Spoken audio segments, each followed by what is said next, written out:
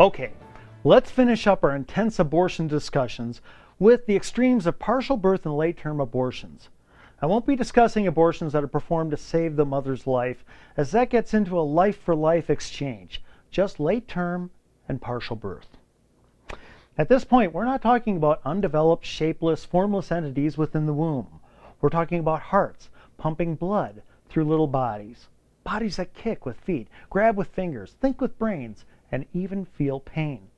We're talking about babies. They just haven't left the womb yet.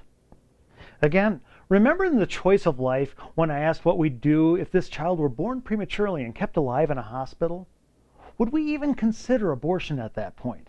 Not a chance, because now we could see the child, even though this child is no more developed or independent than one still in the womb. Well, that's the kind of child whose life is ended when we perform late-term abortions. Speaking of the womb, picture this. We're in the last few months of pregnancy. The baby is cradled in the womb. All is peaceful, calm, safe. But then, this world of serenity is invaded by either sharp objects or a vacuum or a chemical. Utterly helpless, the baby lurches back, struggling for life, but there's nowhere to run. The child doesn't understand what is happening or why. I won't describe it further, but the pain is unimaginable. The innocent one is tortured, yes, tortured, and then the life drains from her tiny body. All this child could have become, all the choices she would have made, all the people she would have touched, gone in one terrifying moment. Why? Because for whatever reason, her life wasn't convenient for someone else. The pro-life movement has sponsored films describing this act, things like The Silent Scream, where you see the unborn actually opening its mouth in one last cry for help, but no one hears. She wasn't wanted enough to be heard. And folks, The Silent Scream depicted an abortion at 11 or 12 weeks, not the 20 weeks allowed by Texas, and certainly not the 26 weeks demanded by monsters, yes, monsters, like Wendy Davis. Now, I haven't even described partial birth abortion, where the fully formed child is flat out murdered on the way out of the womb. Snip, snip. An innocent child has no one in the room protecting it from those horrifying instruments of death. And why defend the child? A lot of money is being made with a simple procedure, right?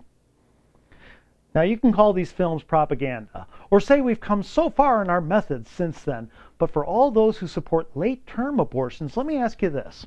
Have you watched these films? Have you looked at the other side? No, of course not. They're too horrifying, too sickening. That's why we don't want those disgusting billboards with aborted fetuses on them. Oh, that's all too gross. But here's my question. If you have to avoid watching things like Silent Scream in order to maintain your position, then how valid is your position? No, I don't want people to watch it, as it really is too horrifying, but I do want everyone here to remember this key point. If you can only maintain your views through purposeful lack of information, then how valid are your views? Folks, I am proud of the conservative movement for its opposition to late-term abortions. Even the pro-choice conservatives I know all oppose late-term abortions because pro-choice conservatives are not monsters. As I've said before, they just disagree with me on when life begins. That's fair. But the left, at their extremes, they do become monsters. I mean this. Do you remember how in our first video, Why Choice, I said liberals are only interested in control? Well, think about it. What horrors would you commit once you embrace the control of others? What could you do once you see innocent lives as expendable, not because they pose a threat of violence like terrorists or home intruders, but simply because their existence is in your way? Would you cover your eyes as someone else removed them for your convenience? You know, I often wonder how both young people and sweet little old ladies in Nazi Germany could simply look away from what was happening to the Jews, convinced that whatever was being done in those showers or laboratories was being done for the good of Germany. Today in America, if a child is born prematurely, we place her in a supportive hospital setting because now we can see her. Lucky kid, huh?